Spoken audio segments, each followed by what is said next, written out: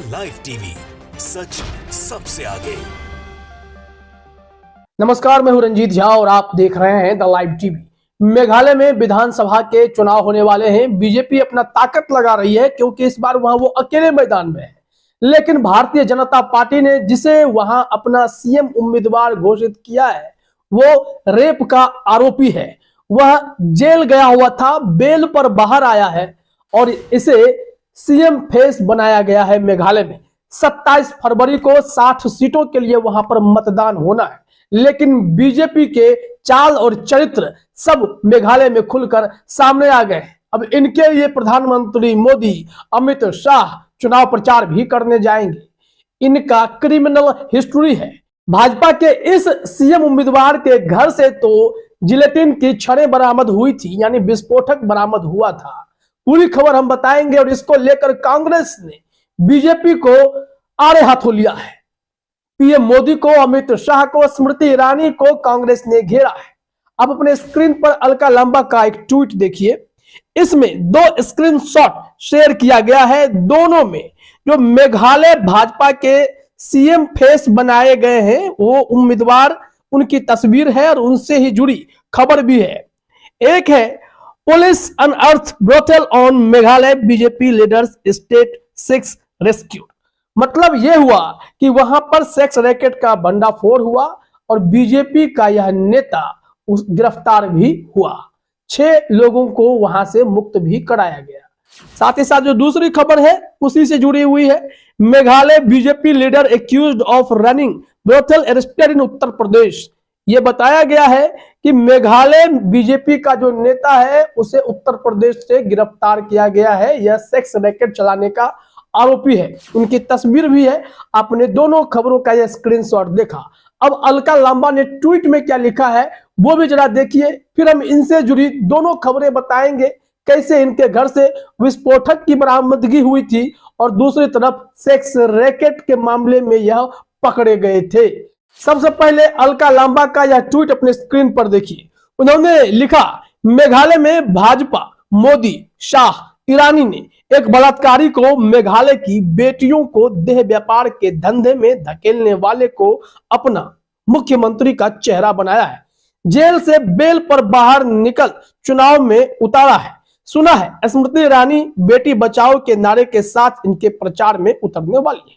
इन्होंने तंज कसा है कि भारतीय जनता पार्टी बेटी बचाओ बेटी पढ़ाओ की बात करती है, प्रधानमंत्री इसके लिए नारे लगवाते हैं, लेकिन इसी भारतीय जनता पार्टी में बलात्कारियों को, दंगाइयों को टिकट दिया जाता है।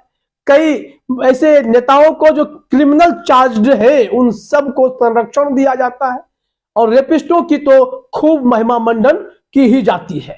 ऐसे में जब मेघालय में विधानसभा चुनाव के लिए मतदान 27 फरवरी को होने वाले हैं तो इस बीच यह खबर बीजेपी के लिए कहीं से अच्छी तो नहीं है, क्योंकि उन्होंने जिसे सीएम फेस चुना है वो तो दरिंदा है। उसने सेक्स रैकेट चलाए हैं और इस जुर्म में उन्हें गिरफ्तार भी किया गया। अब भाजपा किस मुंह से बेटी बचाओ बेटी पढ़ाओ की बात करेगी, क्योंकि हाल ही में एक खबर भी तो आई थी। दिल्ली भाजयुमो का जो प्रदेश अध्यक्ष था उसने अपनी तीसरी बेटी होने पर बेटी को बाहर ही फेंक दिया था, मंदिर के बाहर छोड़कर उसकी पत्नी आ गई और बाद में पुलिस को यह कह दिया गया कि मेरी बेटी का किडनैप हो गया।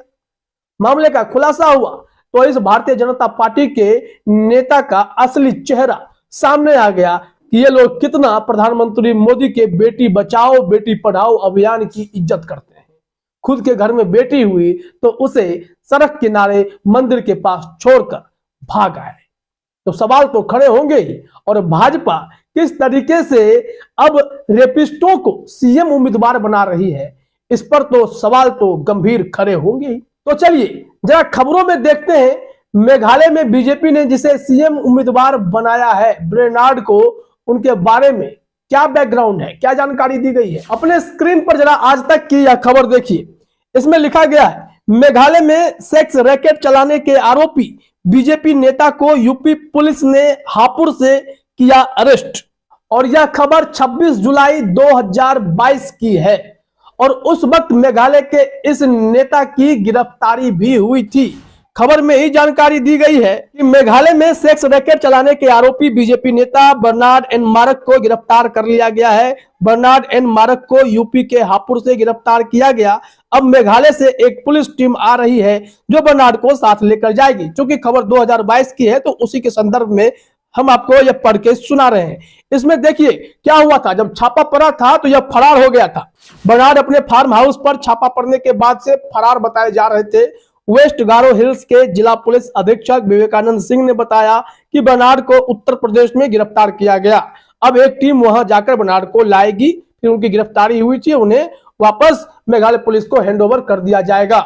ये भागकर यूपी में संरक्षण प्राप्त कर रहे थे कि वहां सुरक्षित रहेंगे, लेकिन उत्तर प्रदेश में भी इनकी सुरक्षा नहीं हो पाई। ऐसे तो पूरी कोशिश हुई ही होगी, क्योंकि जब ये सीएम फेस बनाए जा रहे हैं तो सत्ता में इनकी पकड़ कितनी बड़ी होगी, कितनी ऊंची होगी या कितनी गहरी होगी, आप समझ सकते हैं। तो आज तक के इस खबर से साफ लगता है कि 2022 में कैसे ये सेक्स रैकेट के आरोप में गिरफ्तार हुए थे। जब छापा पड़ा तो भाग गए, और जब भाग गए तो यूपी भागे, यूपी से पकड़कर वापस मेघालय मिलाया गया, जेल गए, बेल पर बाहर आए, चुनावी मैदान में कूद पड़े। लेकिन उसके ही कुछ दिन बाद इनके घर से जो विस्फोटक बरामद हुए हैं उसकी भी खबर जरा आप अपने स्क्रीन पर देखिए। इसमें जानकारी दी गई है, आज तक की ही खबर है। मेघालय सेक्स रैकेट के आरोपी बीजेपी नेता के फार्म हाउस पर विस्फोटक बरामद, जिलेटिन की 35 छड़ें मिली हैं। यह खबर तब सामने आई जब उत्तर प्रदेश से इस भाजपा नेता को गिरफ्तार किया गया था। उसके 3 दिनों के बाद यह खबर सामने आई कि इनके फार्म हाउस पर तो भाई विस्फोटक बनाए जा रहे थे। जरा डिटेल में देखते हैं खबर में क्या बताया गया है। इसमें लिखा गया है, मेघालय पुलिस ने सेक्स रैकेट चलाने के आरोप में गिरफ्तार बीजेपी नेता बर्नार्ड एन मारक के फार्म हाउस से पुलिस ने विस्फोटक बरामद किया है। इतना ही नहीं, बीजेपी के नेता के यहां से पारंपरिक हथियार, धनुष बाण भी मिले हैं। इसमें जानकारी यह भी है कि इन पर तो पॉक्सो एक्ट तो लगाया ही गया था, लेकिन ये पूर्व उग्रवादी नेता रहे हैं, यानी पहले इनका बैकग्राउंड उग्रवाद से भी जुड़ा रहा, उसके बाद सेक्स रैकेट में भी फंसे, फिर इनके घर पर जिलेटिन की 35 छड़ें मिली हैं। तो इससे आप अंदाजा लगाइए कि भारतीय जनता पार्टी ने मेघालय में किसे अपना सीएम फेस बनाया। क्या वो दबंगई के सहारे वहां पर चुनाव जीतने की कोशिश में लगे? वैसे भी मेघालय में इस बार भारतीय जनता पार्टी अकेले चुनावी मैदान में कूदी है। 2018 में भाजपा को वहां मात्र 2 सीटें आई थी और कई सीटों पर वो नंबर 2, नंबर 3 पर रहे थे। इस बार बीजेपी को इस बात की उम्मीद है कि 10 से 15 सीटें ये ला सकते हैं, लेकिन दिक्कत यह है कि वो इस बार अकेले मैदान में है। कई दल भी अकेले हैं, कांग्रेस भी है, टीएमसी भी वहां कूद गई है, और छोटे छोटे दल तो वहां पर क्षेत्रीय पार्टियां वहां ऑलरेडी पहले से अपनी पकड़ बनाए हुए हैं। और ऐसे में इस रेपिस्ट सीएम फेस से क्या बीजेपी चुनावी सत्ता में महारत हासिल कर पाएगी, विजय पताका लहरा पाएगी? असंभव सा प्रतीत होता है, क्योंकि जनता इन्हें करारा जवाब देगी। फिलहाल इस वीडियो में इतना ही। आप सभी का हमसे जुड़ने के लिए बहुत बहुत धन्यवाद। द लाइव टीवी, सच सबसे आगे।